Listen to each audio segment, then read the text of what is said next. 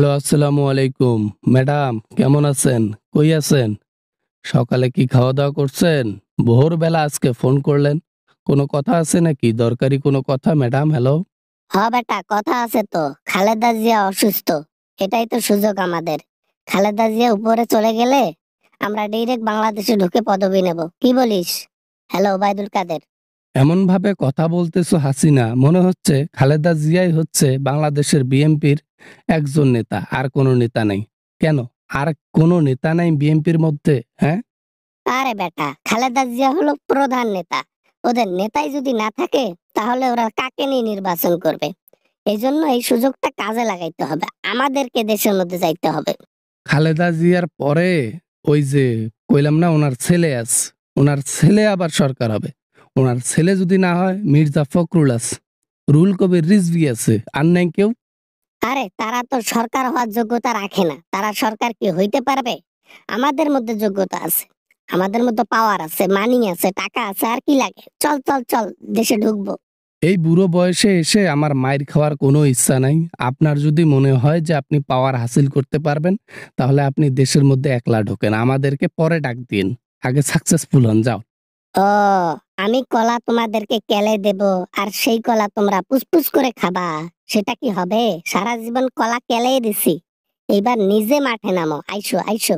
আল্লাহ দিলে অনেক টাকা ইনকাম করছি, চুরি করে হোক আর ডাকাতি করে হোক।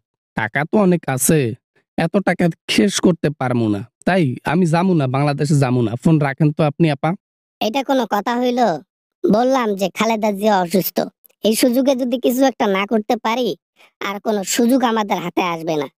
তাই বলি কি, কাদের চলো, এরকম করিস না ভাই। কোনো রকম একবার বেঁচে এসেছি, আর এইবার যদি বাংলাদেশে যাই, তাহলে আর বেঁচে আসার কোনো মানে কোনো আমি ক্যাপাসিটি দেখি না। ডিরেক্ট বন্দি হয়ে যাব জেলের মধ্যে। আপনি যান, আপনি যান, আমি যাবো না। বেটা, তোদেরকে ছাড়া আমি একলা মহিলা মানুষ কেমনে যাবো? হ্যাঁ, দেশের মধ্যে যা বাল ফালামু। হ্যাঁ, তোরা আমাদের সঙ্গে থাকবি, পাওয়ার থাকবে। আমি একলা মহিলা গেলে আমাকে ডাইরেক্ট না ঝুলাই দেবে জনগণ। ও বাবা, মনের মধ্যে দেখি ভয়ও আছে। তা মনের মধ্যে যদি ভয় থাকে, তো বাংলাদেশের মধ্যে যাইতে চাচ্ছেন কে ম্যাডাম? আমি বারবার কইতেছি আর যাইয়েন না, যাইয়েন না। যে টাকা আছে ওইটা বইয়া খান, আপনি যাইয়েন না। আরো টাকা লাগবে, আরো আমার সম্পত্তি লাগবে, আরো পাওয়ার লাগবে। আমার পাওয়ার ছাড়া চলে না, আমার টাকা ছাড়া ঘুম আসে না। টাকার বিছানা লাগবে, সোনার রুম লাগবে, আমার সবকিছু লাগবে আরো। আপনি তো দেখি পাগল হয়ে গেছেন, হ্যাঁ? এই পাগলের সাথে কথা বললে আমিও পাগল হয়ে যাব। বাপা আপা আপা, ফোন রাখেন, ফোন রাখেন। আপনার সাথে আর কোনো কথা নাই আপা। ফোন রাখেন তো এখনই, আমি আর কথা বলবো না। এইরকম সুযোগ হাতছাড়া করলে আওয়ামী লীগ আর কোনোদিনও সুযোগ পাবে না। আমরা এখনই ঢুকবো, বাংলাদেশে ঢুকতেই হবে আমাদেরকে। ওবায়দুল কাদের, তাড়াতাড়ি লোক জোটা। আল্লাহ, জীবন শেষ করে ফেলাইছেন। আপনি ফোন দিয়েন না, বুঝছেন? আমি ওবায়দুল কাদের কোনোদিনও আর আপনার কথায় বাংলাদেশে যাব না, মানে যাব না। আমার অনেক শিক্ষা হয়েছে, আর না। ভেতুর ডিম কোথাকার, সারা জীবন ভয় করে চললি।